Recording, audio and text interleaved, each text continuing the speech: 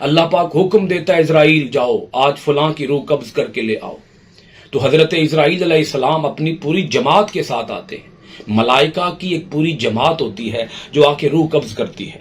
اعوذ باللہ من الشیطان الرجیم، بسم اللہ الرحمن الرحیم۔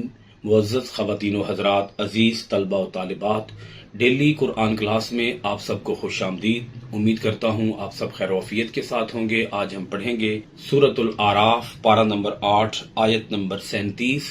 لفظی ترجمہ سماعت کیجئے گا۔ فمن اور کون، اظلم زیادہ ظالم ہے، ممن اس سے جس نے افترا بہتان باندھا، علی اللہ اللہ پر، کذباً جھوٹا، او یا کذبا جھٹلایا، بآیاتہ اس کی آیتوں کو، اولئک ینالہم انہیں مل جائے گا، نصیبہم ان کا حصہ، من الکتابی جو لکھا ہوا ہے، حتی یہاں تک کہ، اذا جب، جاءتہم آئیں گے ان کے پاس، رسولنا ہمارے بھیجے ہوئے، یتوفونہم جو قبض کریں گے ان کو، قالو کہیں گے، اینما کہاں ہیں وہ جن کی، کنتم تم تھے، تدعون عبادت کرتے، من دون اللہ اللہ کے سوا، قالو کہیں گے، ضلوا وہ گم ہو گئے، عنا ہم سے، واو اور شاہدو گواہی دیں گے، علی پر، انفسہم اپنے نفسوں، انہم کہ وہ، کانو تھے، کافرین کافر۔ معزز ناظرین کرام، آیت مبارکہ کا گزشتہ آیت کے ساتھ جو ربط اور تعلق ہے وہ یہ ہے، اللہ رب العالمین ذکر فرما رہا ہے آخرت کے بیان کا، انسان کے انجام کا، انسان کی موت کا، انسان کے اوپر آنے والے عذاب کا، اور یہ ذکر اس ذیل میں ہو رہا ہے کہ کفار و مشرکین نے چونکہ اپنے خود ساختہ گمراہ کن اپنے جو نظریات اور خیالات اور احکام اور مسائل گھڑے ہوئے تھے، اللہ رب العالمین یہاں پر ان کی تردید فرما رہا ہے، ان نظریات کی نفی کر رہا ہے کہ ان نظریات کے اوپر اللہ تعالیٰ نے کوئی آیت نازل نہیں فرمائی، یہ من جانب اللہ احکام نہیں ہیں، یہ احکام منزل من اللہ نہیں ہے، یہ نازل کردہ نہیں ہے، اللہ کے نازل کردہ نہیں ہے، ان کے پاس ان احکام و مسائل کے اوپر کوئی دلیل نہیں، کوئی وحی نہیں، کوئی آیت نہیں، کسی پیغمبر کا کوئی قول نہیں۔ یہ خیالات، یہ نظریات، یہ احکام و مسائل نہ حضرت ابراہیم علیہ السلام نے کبھی بیان فرمائے، نہ حضرت اسماعیل علیہ السلام نے کبھی بیان فرمائے۔ دعویٰ ان کا یہ ہے کہ یہ ملت ابراہیمی پر ہیں، مگر حقیقت یہ ہے کہ یہ شیطانی خیالات و نظریات کے حامل ہیں۔ اس میں سے کوئی عقیدہ، کوئی نظریہ بھی ایسا نہیں ہے جو آسمان سے نازل کیا گیا ہو، اللہ رب العالمین کی جانب سے نازل کیا گیا ہو، یہ ان کے اپنے گھڑے ہوئے نظریات و خیالات ہیں۔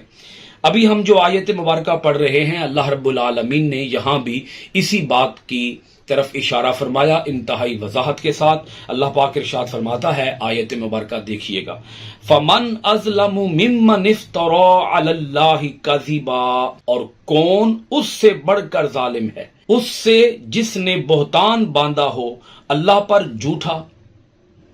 یعنی یہ جب احکام اپنے پاس سے گھڑتے ہیں، احکام کو گھڑ کے پھر ان کی نسبت کس طرف کر دیتے ہیں، اللہ کی طرف، تاکہ لوگ ہماری باتوں کو مانیں، ہم لوگوں کے سامنے کہیں گے کہ یہ حکم اللہ نے نازل کیا ہے، حالانکہ وہ حکم انہوں نے خود اپنے پاس سے گھڑا، اپنے پاس سے بنایا، اسے خود وضع کیا، اسے وضع کر کے، اسے گھڑ کے، لوگوں کے اندر پھیلا کے جب لوگوں سے عمل کراتے ہیں تو کیسے کراتے ہیں، لوگوں کو کہتے ہیں کہ یہ حکم تو اللہ نے نازل کیا ہے، حالانکہ اس حکم کو اللہ تعالیٰ نے تو نازل کیا ہی نہیں ہے۔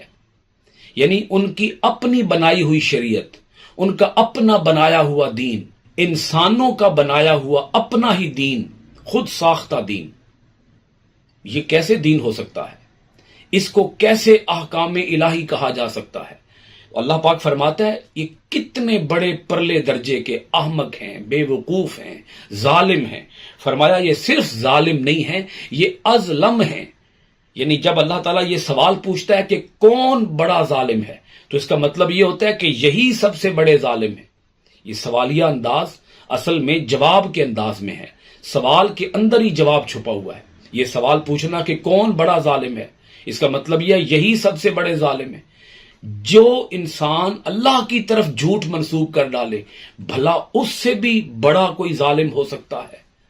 انتہائی سوچنے والی بات یہ ہے کہ انسان کی کتنی بڑی یہ جسارت، کتنی بڑی یہ بے ادبی، اور انسان کی کتنی بڑی یہ گمراہی اور حماقت کہ اس نے خود ایک نظریہ بنایا اپنے پاس سے. جیسا کہ پچھلی آیات کے اندر یہ مضمون چلتا آ رہا ہے کہ وہ خانہ کعبہ کا طواف کرتے ہیں برہنہ حالت میں، ننگے ہو کر. اب ننگے بدن طواف کر کے پھر یہ کہنا کہ یہ حکم اللہ نے نازل کیا ہے، یہ کتنی بڑی انسان کی جسارت ہے، کتنا بڑا ظلم ہے اللہ کی طرف جھوٹ منسوب کر دینا. او کذب بآیاتہ، یا اللہ کی آیتوں کو جھٹلا دینا، یہ کتنا بڑا ظلم ہے. یعنی اس سے بڑا بھی کوئی کیا ظالم ہو سکتا ہے جو اللہ کی طرف جھوٹ منسوب کرے یا وہ اللہ تعالیٰ کی آیتوں کا انکار کر دے. اب یہ کیا کرتے ہیں، خود اپنے پاس سے احکام بناتے ہیں، کہتے ہیں یہ اللہ تعالیٰ کی طرف سے نازل کیے گئے ہیں، اور جو اللہ نے نازل کیے ہیں ان کے بارے میں کیا کہتے ہیں، ان کو جھٹلا دیتے ہیں، ان کو مانتے ہی نہیں ہیں. اولئک ینالہم نصیبہم من الکتاب، اللہ پاک فرماتا ہے انہیں مل جائے گا ان کا حصہ جو ان کی قسمت میں لکھا ہے.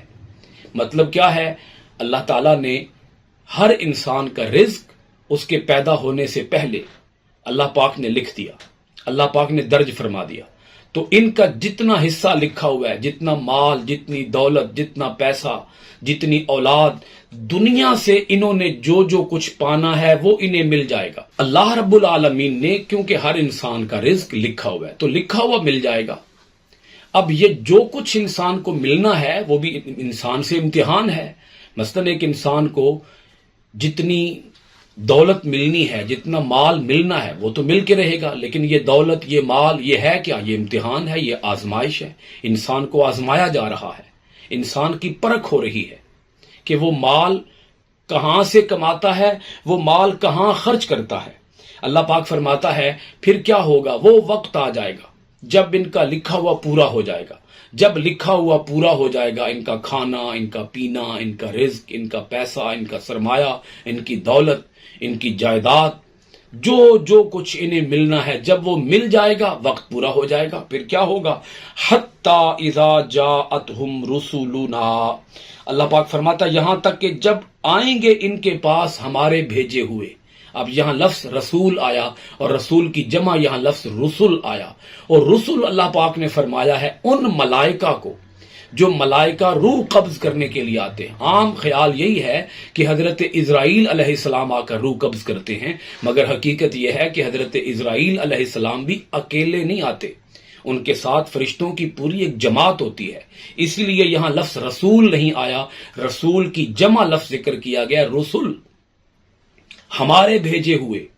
کسی انسان کی موت بھی اس وقت تک نہیں ہوتی جب تک کہ حکم الہی نہ آ جائے. امر الہی آتا ہے، حکم الہی ہوتا ہے، اللہ پاک حکم دیتا ہے اسرائیل جاؤ آج فلاں کی روح قبض کر کے لے آؤ. تو حضرت اسرائیل علیہ السلام اپنی پوری جماعت کے ساتھ آتے ہیں. ملائکہ کی ایک پوری جماعت ہوتی ہے جو آ کے روح قبض کرتی ہے. اللہ پاک فرماتا ہے یہاں تک کہ جب آئیں گے ان کے پاس ہمارے بھیجے ہوئے، وہ کیا کریں گے، وہ رسول کیا کریں گے، یتوفونہم، قبض کریں گے ان کی روحوں کو، ان کی روحیں نکال لیں گے. اب یہاں ایک بات بڑی اہم بتائی جا رہی ہے، اس کی طرف توجہ کیجئے گا. اللہ پاک فرماتا ہے قالوا اینما کنتم تدعون من دون اللہ، وہ فرشتے آ کے پوچھیں گے اس انسان سے جب اس کی روح قبض کریں گے، تو روح قبض کرنے سے قبل، روح قبض کرنے سے پہلے ان سے ایک سوال ہوگا. ملائکہ مقربین پوچھیں گے اللہ پاک کے حکم سے، اللہ پاک کے اذن سے. ایک مشرک کی جب روح نکالی جائے گی تو ملائکہ پوچھیں گے، وہ ملائکہ جو روح قبض کرنے آئے ہوں گے وہ سوال کریں گے.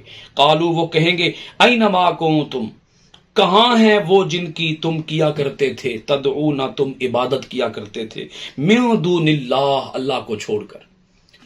اب تمہاری جان نکالی جا رہی ہے، اب تمہاری روح قبض کی جا رہی ہے، بلاؤ نہ ان اپنے جھوٹے معبودوں کو، وہ آ کر تمہیں ہم سے چھڑوا لیں، وہ آ کر تمہیں ہم سے بچا لیں، وہ آ کر تمہاری جان ہم سے بچا کے لے جائیں۔ اگر تمہارے ان معبودوں کے اندر اتنی پاور، اتنی اوقات، اتنی حیثیت ہے، اتنی قوت ہے، جن کی زندگی بھر تم نے پوجا کی، جن کے آگے زندگی بھر تم ماتھا ٹیکتے رہے، بلاؤ ان کو، وقت ہے تمہارے اوپر، یہ مشکل گھڑی ہے، آ کر وہ تمہیں بچائیں۔ اب ہوگا کیا؟ اللہ پاک ارشاد فرماتا ہے قالو، وہ کہیں گے، ضلوا عنا، وہ جس کی روح نکالی جا رہی ہوگی یا جن کی روحیں نکالی جا رہی ہوں گی، وہ کہیں گے وہ تو ہم سے گم ہو گئے ہیں۔ اگر پنجابی زبان میں کہوں، وہ کہیں گے وہ ساڈے کو لوگ گواچ گئے، وہ سن ملدے ہی کو نہیں پے، یعنی یہ ہماری زندگی کا آخری وقت ہے اور وہ ہمارا ساتھ چھوڑ گئے ہیں۔ یعنی کافر اس بات کا اعتراف کریں گے مرنے سے پہلے۔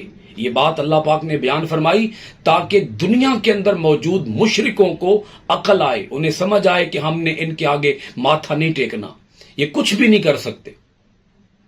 جو آ کر مرنے سے نہیں بچا سکتے وہ اور کیا کر سکتے ہیں؟ تو اللہ پاک ارشاد فرماتا ہے جب ان کی روحیں نکالی جا رہی ہوں گی، ان مشرکوں کی، سوال ہوگا بلاؤ ان کو، کہاں ہیں وہ تمہارے جھوٹے معبود جن کو تم پوجا کرتے تھے اللہ کو چھوڑ کر، وہ تمہیں آ کر بچائیں۔ قالو، وہ کہیں گے ضلوا عنا، وہ ہم سے گم ہو گئے، پتہ نہیں کہاں ہیں وہ۔ اب آگے سنیں، وشاہدوا علی انفسہم، اور وہ خود اپنے نفسوں کے خلاف گواہی دیں گے، یعنی مرنے سے پہلے پہلے وہ اس بات کا اعتراف کریں گے، اس بات کی گواہی دیں گے کہ یہ بت جھوٹے بت ہیں، ہم ان کی پوجا کرتے رہے، غلط کرتے رہے، ہم گمراہی پہ چلتے رہے، ہم نے غلط کیا ان کی پوجا کر کے، انہم کانوا کافرین۔ اللہ پاک فرماتا ہے وہ خود گواہی دیں گے کہ وہ کافر تھے، اپنے کفر کا اعلان کریں گے، پھر ان کی روح قبض کی جائے گی۔ یہ دنیا والوں کو بتا دیا گیا ہے۔ اب جب روح قبض کی جائے گی اور وہ گواہی دیں گے مرنے سے پہلے، یہ گواہی تو سنیں گے ملائکہ، کیونکہ ملائکہ کی بات چیت چل رہی ہے ان روح قبض کرنے والوں کے ساتھ، جن کی روح قبض کی جا رہی ہے، ملائکہ کی بات ان سے چل رہی ہے۔ تو اس بات کو چونکہ یہ ایک غیبی بات ہے جو بتا دی گئی، عالم غیب کی بات بتا دی گئی ہے کہ ملائکہ پوچھیں گے، وہ جواب دیں گے، یہ سوال و جواب جو ہوگا یہ ایک عالم غیب کی بات ہے جو بتا دی گئی ہے۔ بتا اس لیے دی گئی ہے دنیا کے اندر موجود مشرکوں کو یہ سمجھ آئے کہ ہم ان بتوں کی جو عبادت کرتے ہیں ہمیں اس کا کوئی فائدہ نہیں، زیرو نتیجہ ہے اس کا کچھ بھی حاصل نہیں، لا حاصل، جو کچھ کر رہے ہیں وہ لا حاصل، یہ محنت ساری برباد جائے گی، یعنی بتوں کی پوجا برباد، بتوں کی پوجا ضائع۔ ہاں اگر سچے رب کی عبادت کی ہوگی تو پھر جب روح نکالی جا رہی ہوگی تو اس وقت مرنے سے پہلے وہ کیا گواہی دیں گے؟ جو مومن ہوتا ہے، جو متقی ہوتا ہے، جو پرہیزگار ہوتا ہے، جو اللہ کے احکام کی تعمیل کرتا ہے، جب اس کی روح نکالی جا رہی ہوتی ہے تو وہ گواہی دے رہا ہوتا ہے اشہد اللہ الہ الا اللہ وحدہ لا شریک لہ واشہد ان محمدا عبدہ ورسولہ۔ اللہ تعالی ہمیں اس سچی گواہی کے اوپر موت نصیب فرمائے، ایمان پہ دے موت، مدینے کی گلی میں مدفن میرا محبوب کے قدموں میں بنا دے۔ اللہ تعالی ہمیں اپنی آیتوں میں غور و خوض کرنے، عمل پیرا ہونے، قرآن کے آفاقی پیغام کو دنیا بھر کے اندر عام کرنے کی توفیقات خیر عطا فرمائے۔ سورۃ الاعراف آیت نمبر 37 کے ساتھ کلاس ختم کرتے ہیں انشاءاللہ العزیز۔